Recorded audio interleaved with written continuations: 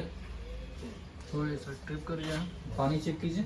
आप कीजिए ना, अरे आप उनको बोलने का क्या, आप कीजिएगा तो आप तो धुआंधार पानी आ रहा है। हमको चेक करने से, आप चेक करने से।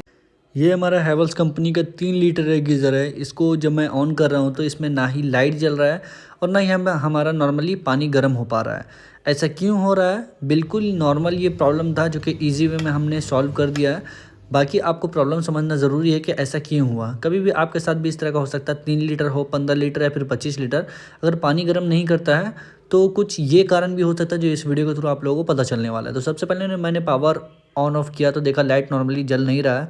तो अगर पावर आपके गीज़र में नहीं है, 2-3 चीज़ें होती है। सबसे पहले यहाँ पर सॉकेट, इस सॉकेट में पावर देखना बहुत ज़्यादा ज़रूरी है। दूसरा यहाँ पर एक कनेक्शन भी किया हुआ था, मतलब तार जॉइंट किया हुआ था, तो तार जॉइंट को भी मैंने चेक किया अच्छे तरीके से कि हो सकता है तार वगैरह से यहाँ पर शॉर्ट सर्किट हो जिसकी वजह से यहाँ पर पावर नहीं आ रहा होगा। तो यहाँ पर भी बिल्कुल सही था, यहाँ से मेनली प्रॉब्लम नहीं था, ठीक है। और सॉकेट में भी मुझे लग रहा था कि वहाँ पर पावर आ रहा होगा नहीं आ रहा है। इसको कंफर्म करने के लिए मैंने एम्पियर मीटर का यूज़ किया है, देख सकते हैं यहाँ पे वोल्ट में सेट किया मैंने। उसके बाद वोल्ट चेकआउट किया इस सॉकेट में लगा करके, तो भाई वोल्ट मुझे बढ़िया मिला, 200 प्लस ही वोल्ट था, तो मतलब यहाँ पावर का इशू नहीं था। दूसरा यहाँ पर इस सॉकेट के अंदर भी कनेक्शन होता है वायरिंग का, तो इसको भी मैंने ओपन करके चेक किया, तो भाई वहाँ पर भी सही था। अब बच गया हमारा गीज़र बेसिकली। तो गीज़र को हम लोग को ओपन करना होगा। ओपन करने के लिए सबसे पहले पानी का बल्ब को आपको बंद करना होगा। ये राइट साइड वाला नहीं, लेफ्ट साइड वाला, क्योंकि लेफ्ट साइड का हमारा इनपुट है। तो लेफ्ट साइड वाला बल्ब को मैंने बंद कर दिया और पानी वगैरह चेक कर रहा हूँ यहाँ पे कि पानी वगैरह यहाँ पे नहीं आ रहा है। तो बल्ब को बंद करना इंपॉर्टेंट है, तभी आप पाइप को ओपन कर सकते हो। तो नॉर्मली मैंने बल्ब को बंद कर दिया बहुत ही अच्छी तरीके से।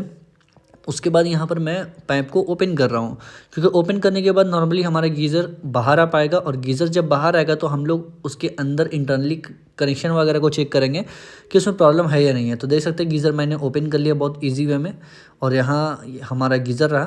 तो इस गीज़र का कवर को ओपन करने के लिए बैक साइड में स्क्रू होता है, पीछे के साइड में 5-6 स्क्रू होता है नॉर्मली। तो स्क्रू को हम लोग ओपन करेंगे। स्क्रू को ओपन करने के बाद ही अंदर का जो कनेक्शन होता है वो हमें दिख पाएगा। तो किस तरह से मैं काम कर रहा हूँ स्टेप बाय स्टेप यहाँ पर देख करके समझ पाओगे। तो सारा स्क्रू को मैं ओपन करूँगा। इस तरह से स्क्रू ड्राइवर की ज़रूरत आपको पड़ेगा। तो जब सारा स्क्रू ओपन हो जाएगा उसके बाद कवर को आपको हटा देना। हटा देने के बाद कुछ इस तरह का आपको देखने को मिल पाएगा अंदर का कनेक्शन वगैरह। तो भाई यहाँ पर जो मेनली प्रॉब्लम हुआ था तो वो ट्रिप कर गया था, ठीक है। ये गीज़र हमारा ट्रिप किया हुआ था। तो ट्रिप क्यों करता है? क्योंकि कभी भी अगर खाली वगैरह में आप चला दोगे तो ट्रिप कर जाएगा। इस तरह से आपको बटन को प्रेस करने से ये ऑन हो जाता है, लेकिन मैंने जब स्टार्टिंग में बटन को प्रेस किया तो वो ऑन नहीं हुआ था। तो क्योंकि इसमें अच्छे तरीके से वो अंदर का जो हमारा थर्मोस्टेट है उससे वो दब नहीं रहा था, तो मैंने ओपन करने के बाद इसको दबाया तो भाई ट्रिपिंग का ही नॉर्मली इशू था। तो ईजी वे में हमारा काम हो गया था, ठीक है।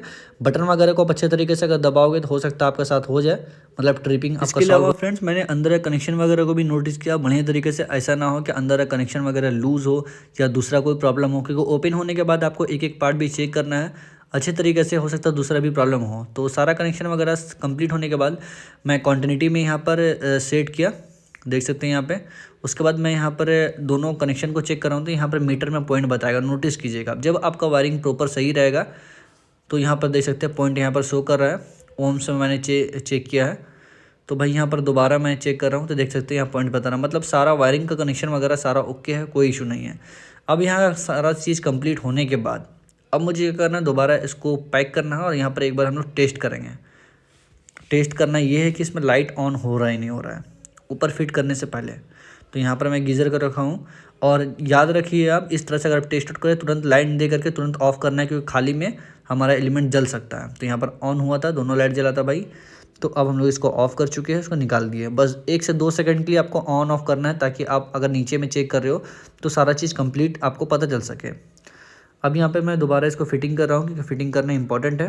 फिटिंग कर रहा हूँ दोबारा, और इसको वाटर वगैरह को चेक कर रहा हूँ कि लीकेज वगैरह पानी वगैरह नहीं रहे। उसके बाद नॉर्मली हम लोग इसको ऑन करेंगे। ऑन करने के बाद कुछ चीज़ें होती है जो आपको नोटिस करना ज़रूरी होता है। वो हमारा ये होता है कि पहला तो हमारा पानी लीकेज, दूसरा हमें ये चेक करना है कि अर्थिंग वगैरह इसमें ना है, और तीसरा हमें ये चेक करना है कि पानी हमें चढ़ाना बहुत ज़्यादा इंपॉर्टेंट है। अगर आप गीज़र को इस तरह से फिटिंग कर रहे हो, पहले काम यही रहता है कि पानी ये इसके अंदर चढ़े और आउटलेट पाइप से हमारा पानी बाहर आए। उसके बाद ही आपको आउटलेट पाइप को कनेक्शन करना पड़ता है। तो जैसे पानी मैं यहाँ पर चल रहा है, दूसरे तरीके से मैं पानी चेक कर रहा हूँ आउटपुट वाले पाइप से।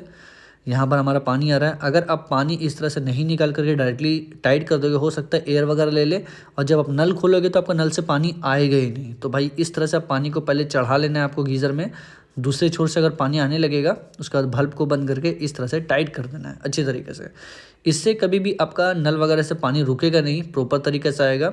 उसके बाद जो मैं यहाँ पे टाइट कर रहा हूँ, इसको टाइट बहुत अच्छे तरीके से आपको करना पड़ेगा ताकि आपका लीकेज वगैरह ना हो पानी का, क्योंकि लीकेज अगर होता है तो इशू है, आपका नीचे में पानी वगैरह आएगा अगर गलत जगह पे